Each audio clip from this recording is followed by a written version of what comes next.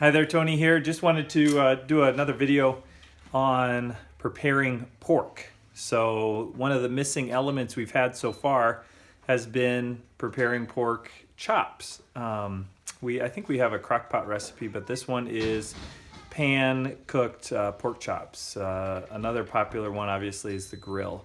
But a lot of the things you're going to learn in this video you can translate to the grill. So I'm going to show you what we've got for pork chops here. These are nice thick pork chops. So when we order our pork chops, we order 1.5 inch thick pork chops.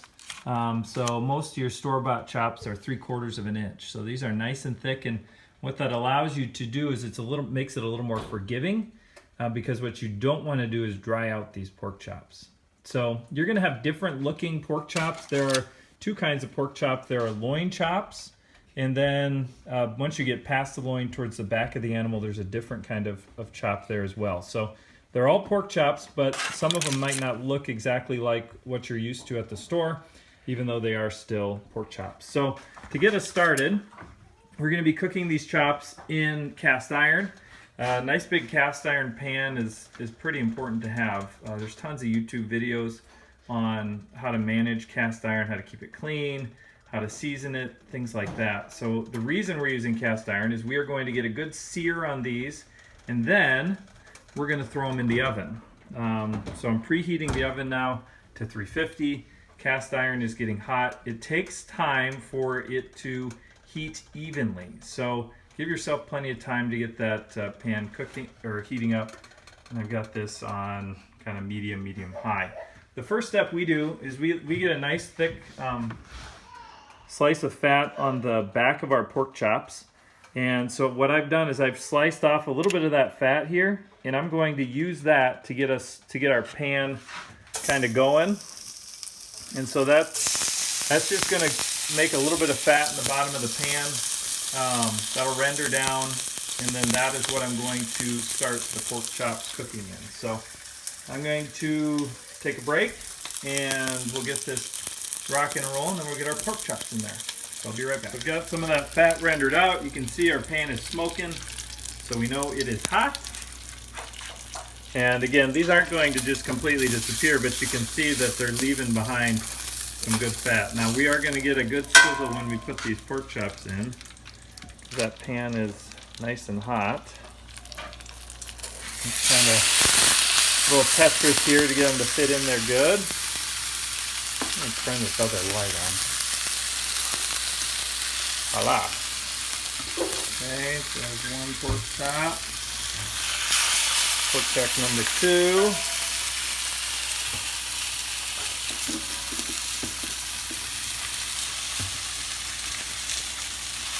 And the third pork chop. So they all fit in there nicely. So now is when patience comes in handy. I will tell you a couple other details I'll tell you here. Let these pork chops sit out for a little bit. We like to let them come up to room temperature. I'll spin the camera around. We let them come up to room temperature if we can. So that means you probably have to pull them out a day or two ahead of time. Let them sit in the fridge, and I'm going to get away from the noisy pork chops. Let them sit in the fridge, and then get them out on the counter like 6 hours before you're going to cook to let them come up to room temperature. And that really helps the meat cook evenly and cook nicely. So what I'm doing is I'm getting a really good sear on one side. We'll flip them, get a really good sear on the other side, and then I'm actually going to try to balance them up a little bit so I can sear that fat as well. The one thing I'll tell you, and this was a learning curve for us as well, you want to cook these pork chops right, and I know it sounds crazy, but eat some of that fat, because other pork chops in the past, I know I've trimmed off all the fat. I don't want to eat any of the fat. The fat is so good on these pork chops. So if you can figure out to get that fat nice and caramelized and cooked really well, it's absolutely delicious. So that's what we're going to do, and then we're going to throw them in the oven. The other thing I wanted to mention is that we cook our pork chops, standard grocery store pork chops, you're supposed to go to like 160, I think. Is that right, Ingrid? 140 or 160, something like that. And we're gonna leave these pork chops, we're gonna cook them to internal temperature of about 130 to 135 when we pull them out. And we'll just use a meat thermometer to get close. But I'm looking at probably 5 minutes per side on the stovetop, and then maybe 10 to 15 minutes in the oven at 350 to get these guys finished off, and then let them rest a little bit before you dig in. So I will update you in a second when we flip those pork chops. Okay, so it's been about 5-6 minutes, and I did rotate these one time because the center was cooking a little faster than the outside. This is what you're looking for right here. You know, when we're cooking nice stuff like this, take your time, give yourself time, and do it right. So we're going to want to get the other side good and brown too. And then, like I said, we'll cook up that fat cap a little bit on the side or on the back or whatever you call it. So I'll be back in a minute with another update. So I skipped ahead a little bit, and the other side isn't fully brown, but that side is what the chops are going to be on when they go in the oven, so they'll continue to brown. So I skipped to the back side of the browning the fat cap, and this is kind of the interesting system I've got going here, but we're just trying to get some color on this piece right here. And so you can do them one at a time and just kind of hold them there. They will stand up to a certain degree on their own. And then we'll let them finish cooking on that other side and get them in the oven. So I've probably got enough on that, so I'm going to just nestle them back in here. And we're going to throw them in the oven at this point.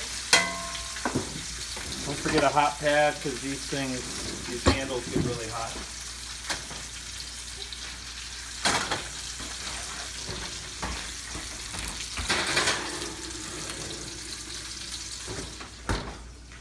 A little peace and quiet. So those will be in the oven now, I don't really know, 15, 20 minutes, something like that. It might be even less. We're gonna check them pretty regularly with the meat thermometer, because we do not want them to overcook. That is bottom line. Check, check, check, because you do not want them to overcook. Once they get in the center to like 130, 135, we'll pull them out and we'll let them rest on the counter with a little tinfoil tented over the top. Let's show them what else we're gonna do.